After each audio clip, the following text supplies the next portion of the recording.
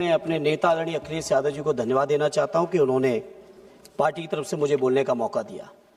माननीय सभापति जी, हालांकि ये वर्तमान सरकार की घोषणाएं और भाषण का कोई मुकाबला ना शायद कर पाया ना कोई आगे कर पाएगा, लेकिन सभापति जी जहां बढ़ चढ़ के उत्तर प्रदेश के बारे में बीजेपी के लोग बातें करते हैं, स्वयं देश के प्रधानमंत्री जी तीसरी बार उत्तर प्रदेश की जनता के बीच से चुन के गए, वहीं इस रेल बजट को देखने के बाद उत्तर प्रदेश की जनता बहुत निराश है। सभापति जी, उत्तर प्रदेश में अयोध्या से आदरणीय अवधेश जी क्या जीते, उत्तर प्रदेश का बजट बद से बदतर काटते चले जा रहे हैं।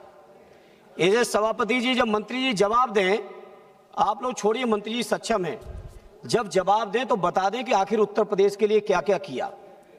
थोड़ी बहुत परियोजनाएं बनारस के नाम पे आई जरूर, लेकिन वो केवल बनारस को ही फोकस किया है, बाकी उत्तर प्रदेश को कहीं फोकस नहीं किया है। बैठे उत्तर प्रदेश के भी कुछ मंत्री साथी, लेकिन जब से उधर चले गए हैं उत्तर प्रदेश की आवाज उठाना बंद कर चुके हैं। सभापति जी, आपके माध्यम से एक जो पूरे देश के अंदर रेल की परियोजना है, उस परियोजना पर मैं अपनी ओर से लोगों की समस्याओं को आपके बीच रखना चाहता हूं।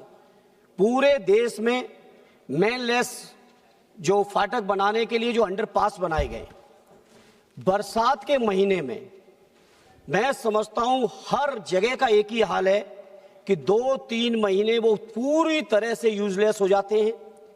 कोई बच्चा नहीं निकल सकता, कोई बीमार नहीं निकल सकता, किसानों अपने सामान लेके नहीं निकल सकते। तो मैं मंत्री जी से आपके माध्यम से अनुरोध करूंगा, उस पर विचार करें, ये ऐसी योजना लाएं जिस योजना का मैं समझता हूं 3 महीने बुरी तरह से फेल हो जाती है, वहां पे कोशिश करके फ्लाईओवर लाएं। सभापति जी, आपके माध्यम से मैं, माननीय रेल मंत्री जी मौजूद नहीं है, रेल राज्य मंत्री जी बैठे हैं, मैं अपने संसदीय क्षेत्र आजमगढ़ के लिए जाने कितना पत्र दे चुका हूं, उसकी कॉपी में आपके सामने दिखा रहा हूं। जब जब मिलते हैं मंत्री जी, बहुत अच्छे व्यवहार के साथ, मधुर व्यवहार के साथ आश्वासन तो मिलता है, लेकिन दुर्भाग्य यह है कि उस आश्वासन पर कोई भी कार्रवाई अब तक नहीं हुई। 2 साल का आपका कार्यकाल निकल गया है, तीसरा बजट आप पास करा रहे हो, लेकिन कोई भी कार्रवाई उसके ऊपर आप नहीं करते हो। रेल राज्य मंत्री जी बैठे हैं, अपने कैबिनेट मंत्री जी को हमारी शिकायत जरूर नोट करा दे।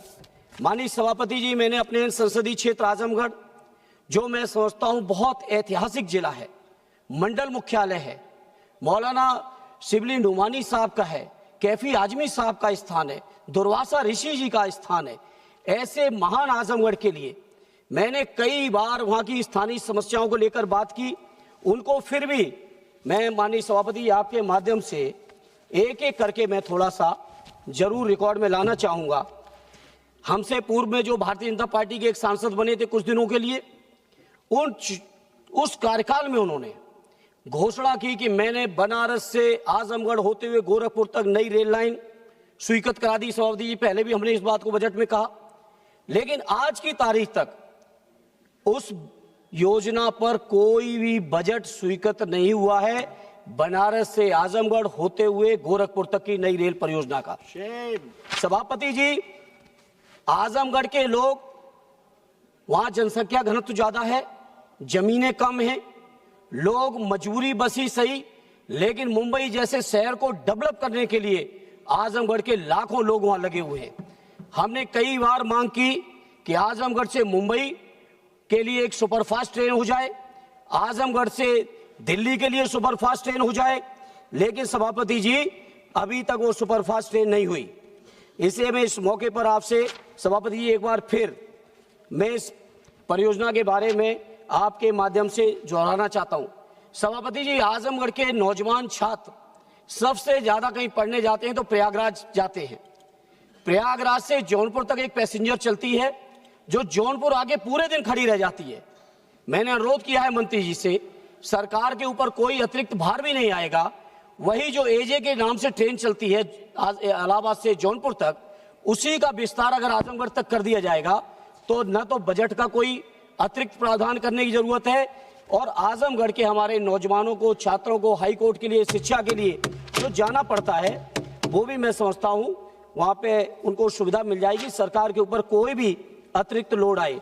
इसी तरह सभापति जी, उत्तर प्रदेश की राजधानी लखनऊ के लिए हमने पहले भी मांग की, मऊ जंक्शन से आजमगढ़ होते हुए लखनऊ तक एक दैनिक इंटरसिटी चलाई जाए, जिससे कम से कम उत्तर प्रदेश की राजधानी तक हमारे आजमगढ़ मंडल के लोग बखूबी और तरीके से पहुंच सकें।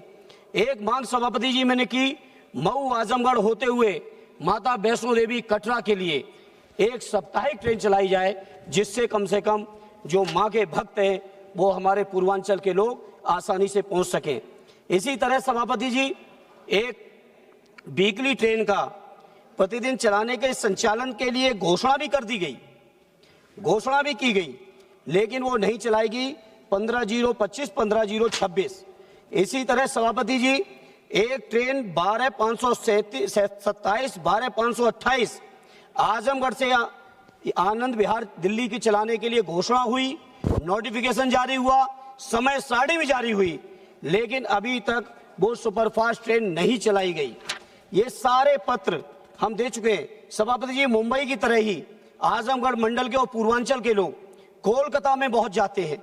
इसे कोलकाता की 13/13/7, 13/137, 13/138 साप्ताहिक ट्रेन चलाने की घोषणा भी की गई, लेकिन उसके लिए अभी विधिवत चल भी नहीं रही है और वहां पे दिक्कतों से दिक्कतें हैं। इसे सभापति जी बहुत सारी मांगे की गई। इससे पूर्व में सभापति जी, जो हमारा निर्वाचन क्षेत्र बदायूं रहा, उसको लेकर पहले मैंने भी कई बार उठाया, हमारे वर्तमान सांसद आदित्य जी ने भी कई बार उठाया। बदायूं से दिल्ली के लिए भी, बदायूं से लखनऊ के लिए भी कोई भी ट्रेन की सुविधा नहीं है। सभापति जी 2 मिनट बस बात करें, ज्यादा नहीं करें। सभापति, साथ ही साथ एक बहुत गंभीर परियोजना जिसकी मांग सदैव नेताजी ने की थी, मैनपुरी से एटा, एटा से कासगंज, बदायूं, संभल होते हुए गजरौला तक, जो सदैव नेताजी की कर्मभूमि का एक बड़ा हिस्सा है, इसकी घोषणा भी तत्कालीन रेल मंत्री लालू जी ने की थी, लेकिन ये परियोजना ठंडे बस्ते में पड़ी है। आपके माध्यम से मैं माननीय मंत्री जी से उम्मीद और अनुरोध करता हूं, कम से कम इस ठंडे बस्ते से निकली हुई परियोजना को भी आप सुचारू रूप से लागू करा सकें, यही हमारी, आपने मुझे मौका दिया। और माननीय मंत्री जी से कहूंगा, जिस अपनत्व के साथ आश्वासन देते हैं, या तो एकदम मना कर दें, और अगर आश्वासन देते हैं पूरे न सही, लेकिन जितने काम होने लायक हैं उतने काम तो कर दें। बैठे हैं सभापति जी, आधा मिनट और बस, नजर पड़ गई। बैठे हैं सभापति जी बदायूं के मंत्री जी, लेकिन कोई काम नहीं करा रहे हैं। जनता बदायूं की भी देख रही है मंत्री जी, आपको देख रही है जनता, और जनता जवाब देगी कि आपके मंत्री बनने का जिले को कोई लाभ नहीं मिल पाया। ये जनता देख रही है और जनता चुनावों में जवाब देगी। बहुत बहुत धन्यवाद।